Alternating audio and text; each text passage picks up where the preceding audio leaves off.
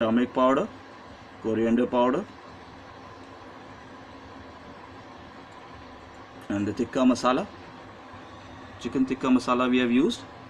So this is how it's working. It's on a progress now. Now it's really a good way. It's getting cooked, semi-cooked.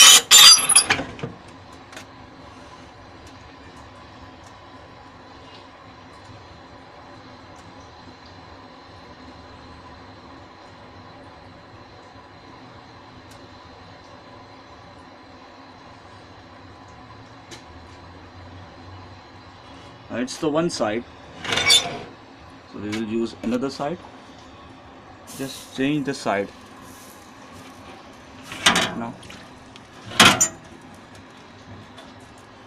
like this. Now we have changed the side.